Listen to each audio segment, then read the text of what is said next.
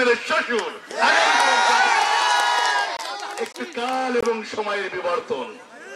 তোমাদের কাছে আমি বলি, তরুণদের উদ্দেশ্যে আমার একটি কথা, তোমরা আগামী দিনের জিত ভবিষ্যৎ, যুদ্ধে যৌবন যার, যুদ্ধে যাবার শ্রেষ্ঠ সময় তার। একটি যুদ্ধে অংশগ্রহণ করতে লাখো মানুষের ধ্বংস করতে লাখো মানুষের প্রয়োজন হয় না, অল্প কয়েকজনই যথেষ্ট। তোমরা যারা রয়েছ, নিঃসন্দেহে তোমার ভালো কর্মের মধ্য দিয়ে তোমাদেরকে বেঁচে থাকতে হবে। এই সময়ে এই যে মাদকের করোয়াল গ্রাস থেকে বেঁচে থাকার জন্য যারা এই খেলার আয়োজন করেছেন, এই সময়টুকু আনন্দটুকু দিতে পারে, এই সময় অন্য সময় সময় দিতে পারতে, সেই সময়ের মধ্যে তোমরা আজকে মাঠে আনন্দ করছো, নিঃসন্দেহে এটি ভালো। কারণ সুস্থ দেহ, সুস্থ মন, সুন্দর সুঠাম দেহের অধিকারী হতে গেলে অবশ্যই খেলাধুলার প্রতি মনোযোগ হতে হবে। প্রিয় উপস্থিতি, তোমরা জেনেছো আমার এখন দুঃসময়, কারো পৌষ মাস, কারো সর্বনাশ, এই সময়টুকুই সামনে। কারণ এখন একটু ভোটের মৌসুম, এই মৌসুমে তোমরা আমাকে দাওয়াত করে নিয়ে এসেছো। সেই দাওয়াতে আমি এসে তোমাদেরকে দেখেছি, আমার মনটাও ভরে গিয়েছে। আমার চাওয়া এতটুকু, কারণ মৃত মানুষ স্বপ্ন দেখে না, স্বপ্ন ছাড়া মানুষ বাঁচে না। যেহেতু মৃত মানুষ কোন স্বপ্ন দেখে না, আমি একজন জীবিত মানুষ, সহকারী শিক্ষক যদি প্রধান শিক্ষক হওয়ার স্বপ্ন দেখে, একজন কনস্টেবল যদি দারোগা হওয়ার স্বপ্ন দেখে, একজন ইউনিয়ন পরিষদের চৌকিদার যদি দফাদার হওয়ার স্বপ্ন দেখে, একজন ইউপি মেম্বার অবশ্যই চেয়ারম্যান হওয়ার স্বপ্ন দেখবে। আমি যেহেতু একজন জীবিত মানুষ, সামনের স্বপ্ন দেখাটাই স্বাভাবিক। কারণ মৃত মানুষ কোন স্বপ্ন দেখে না, জীবিত মানুষ যেহেতু স্বপ্ন দেখে, স্বপ্ন ছাড়া যেহেতু মানুষ বাঁচে না। আমি যেহেতু ইউনিয়ন পরিষদের বারংবার চেয়ারম্যান ছিলাম, উপজেলার চেয়ারম্যান হয়েছি, সামনের পার্লামেন্টের স্বপ্ন দেখাটাই স্বাভাবিক। আমি স্বপ্ন একজন জীবিত মানুষ।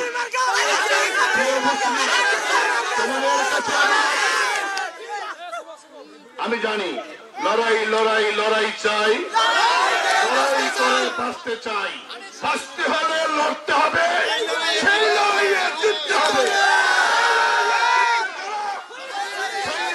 সৈনিকেরা যুগে যুগে যাচ্ছে কারা? প্রিয় উপস্থিতি, যদি বলি তারুণ্যের প্রথম ভোট,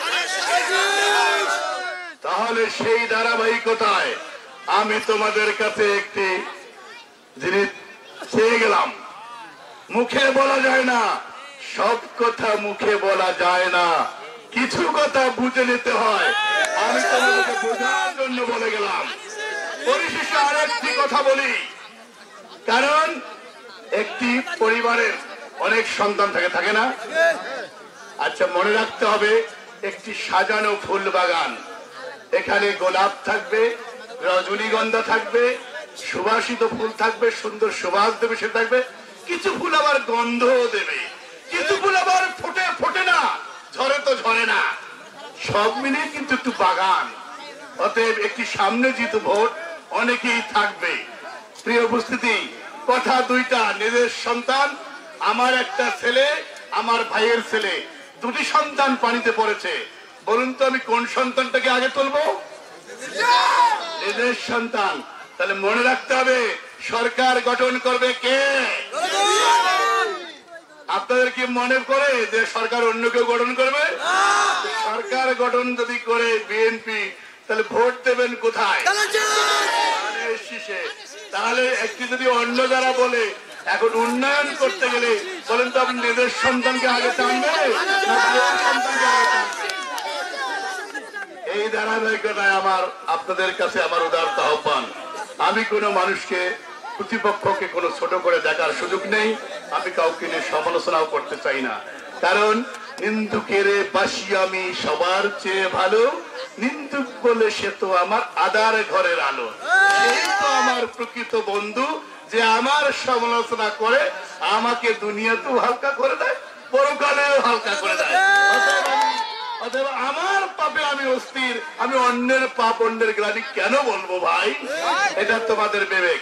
পরিশেষে একটি কথা বলি, মরিতে চাই না আমি সুন্দর ভুবনে, বাঁচতে চাই পরিশেষে আপনার সবার ভালোবাসা, অকুণ্ঠ সমর্থন এবং মতামত দিয়ে। আবার কোন এক শুভক্ষণে, শুভ লগনে, শুভ দিনে তোমরা যদি আমাকে দাওয়াত করে নিয়ে আসো, সেই দাওয়াতে আমি এসে মন খুলে প্রাণ খুলে তোমাদের সাথে কথা বলবো।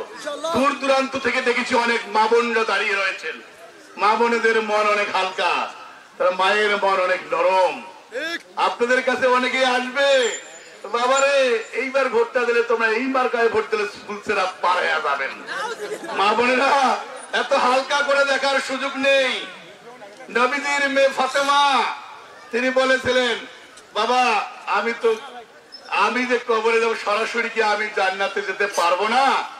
তখন শোনো মা ফাতেমা, কাল কিয়ামতের দিন, মুসিবতের দিন তোমার ফয়সালা নবীর মেয়ে হিসেবে তোমার ফয়সালা হবে না। শোনো বাবা জামাতা আলী, কাল কিয়ামতের দিন, মুসিবতের দিন তুমি নবীর জামাতা হিসেবে তোমার ফয়সালা হবে না। তোমার ফয়সালা হবে তোমার আমলের উপরে, তোমার দ্বীনের উপরে, তোমার ইয়াকিনের উপরে। অনেক সময় অনেকে বলে এই ভোটে ভোট দিলেই জান্নাতে যাওয়া যাবে। জান্নাত মামুর বাড়ি না, জান্নাত পেতে গেলে আমলের প্রয়োজন।